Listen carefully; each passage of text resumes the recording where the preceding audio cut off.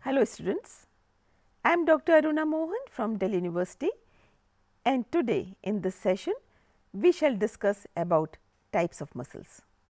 There are three types of muscles majorly: the skeletal muscle, the visceral muscle and the cardiac muscle. The skeletal muscles are found in association with skeletal system, that means bones. As we have discussed in earlier sessions also, that our skeleton will move and help in locomotion, but not without help of muscles. So, any bone should be helped by the muscle, and those are skeletal muscle. In other words, the skeletal muscles are the muscles which are joined to the bone to provide movement and locomotion. Visceral muscles are found in hollow internal organs to help in the internal movements, and cardiac muscle, as the name indicates, is found only in heart, and cardiac muscle has many special features so that it can function throughout our life without taking rest. Let us first discuss about skeletal muscle. If we see it under microscope, it looks striped, and hence it is called striped muscle also. And because striations are seen, so sometimes we call it striated muscle as well. So, skeletal muscle will be striated or striped, that is one feature. It is voluntary in nature, and that is why it is found in locomotory organs, which helps in change of position. So, for example, if I want to move my hand or my fingers or my thumb, this will be voluntary action on my part, and this will be helped by skeletal muscle attached to that bone. Suppose I want to write with pen, then my fingers, my thumb, my hand is involved, and all those muscles which are attached to the bones of fingers, wrist or palm are involved in this particular action. So, we call them skeletal muscle, and they are voluntary in nature, which we must remember, because these movements are done by us in a voluntary way. Second category of muscles in our body is visceral muscles, which are found inside our body in the hollow regions like our alimentary canal, like our reproductive tract. These muscles are smooth in nature, that means visceral muscles are smooth, and if you see them under microscope, they are not striated, they are not striped, and that is why we call them unstriated or non-striated, and that is the reason why we call them smooth muscles. And these muscles are not in our control, they are involuntary in nature. You can very well imagine when you eat the food, it moves forward from mouth to esophagus to stomach to duodenum to small intestine to rectum, and then feces goes out. All these movements are taking place automatically. Okay? So, it is involuntary. We are not making it move, it is moving on its own. That is the main feature of smooth muscle, that they are involuntary in nature. In this slide, you can also see diagram smooth muscle. I would like to show various features of this. You are not seeing any striations here, but you can see so many nuclei. Here I would like to emphasize that the muscle cell is multinucleated, which is very clear in this particular photograph. The nuclei are many, and there are some other special features also in case of muscle cell, like we have discussed nerve cell, which had some special features. Similarly, in muscle cell, the special feature is that it is multinucleated. Third type of muscle is cardiac muscle. As I have told you, it is found only in heart, and the heart muscle is very different from other muscles. The cardiac muscle is different from skeletal muscle and from smooth muscle. Of course, if you see it under microscope, it looks striped. So, we can call it striped muscle, but it is involuntary, whereas skeletal muscle which was striped was voluntary. So, heart muscle is involuntary, that is one point. It is striped, that is another point, and third most important point is it is branched. You can see branching in this photograph.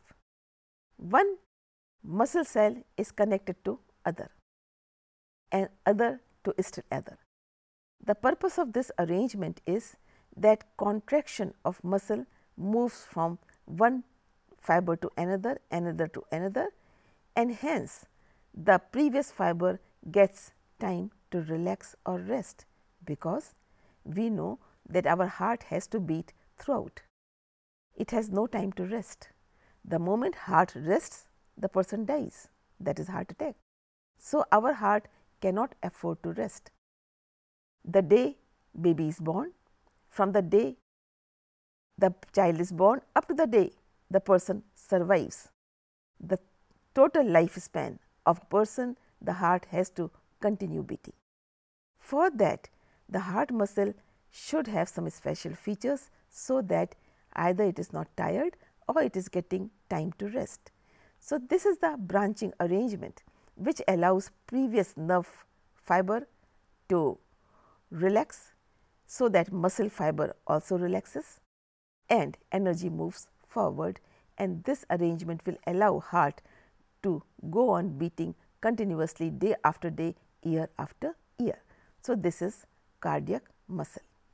Lot of energy is required for this activity, and we know the energy comes through oxygen and glucose, and these things will come to any part of the body through blood, to heart also through blood. So, our coronary arteries which supply heart muscle, hence the cardiac muscle, will do this needful thing of providing oxygen and the glucose. It is interesting to note that heart is full of blood, but the wall of the heart or the cardiac muscle needs good supply of blood from outside, so that it is nourished in terms of glucose and oxygen.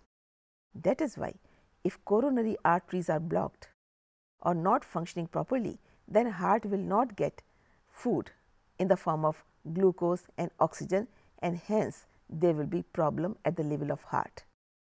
And that is why for coronary arteries, bypass or other surgeries are done. To keep our coronary arteries healthy, the important aspect is we should not allow cholesterol to deposit in our arteries.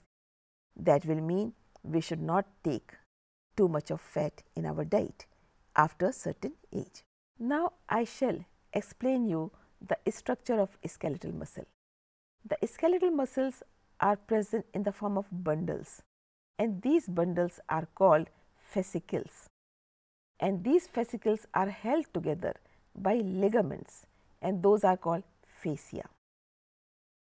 Now, within these bundles there are muscle fibers, and muscle fibers have muscle cells. The outer membrane of muscle cell is called sarcolemma, and inside plasma is called sarcoplasm. That means the membrane of muscle cell is sarcolemma and cytoplasm of muscle cell is sarcoplasm. You remember, in case of nerve cell, I said the cytoplasm of nerve cell is neuroplasm. Similarly, cytoplasm of muscle cell is sarcoplasm. And the important feature is it is multinucleated.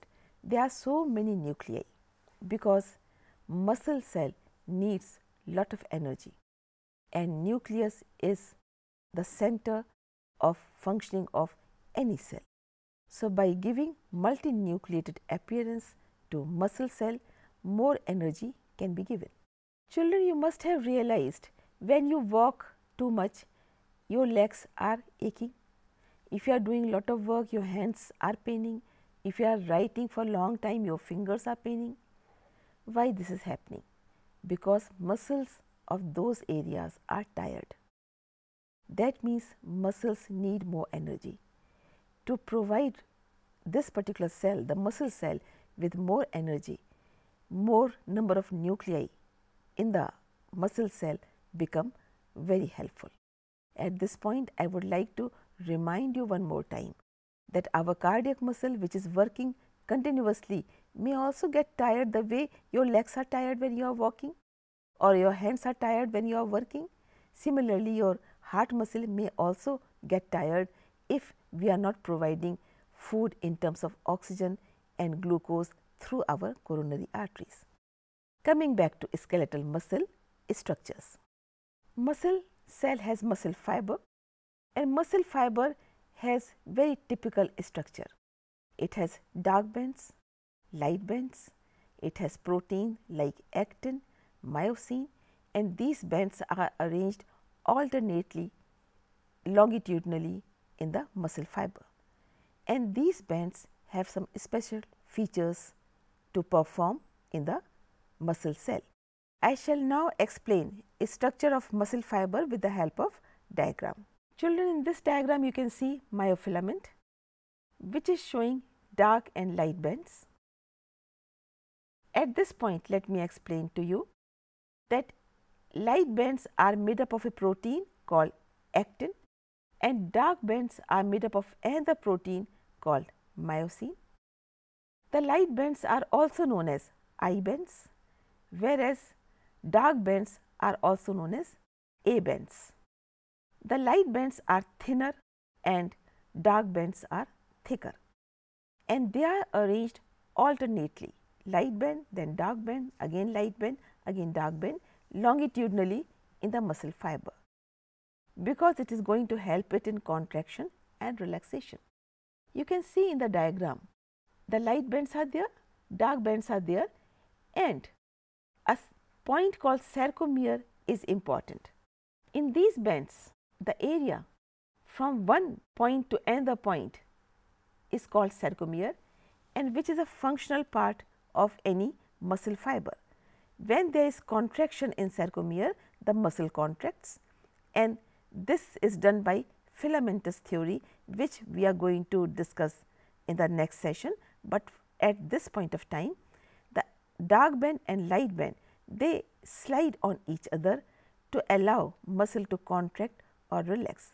This arrangement is made possible because of presence of sarcomere and a particular kind of protein present in the muscle cell. So, children, you have understood the three types of muscles: the skeletal muscle, the visceral muscle, the cardiac muscle. You also know where they are present: skeletal muscle in association with skeleton, visceral muscle in internal hollow organs, and cardiac muscle in the heart. And also we understand the voluntary and involuntary nature of muscles, and smooth muscles and the striped muscles.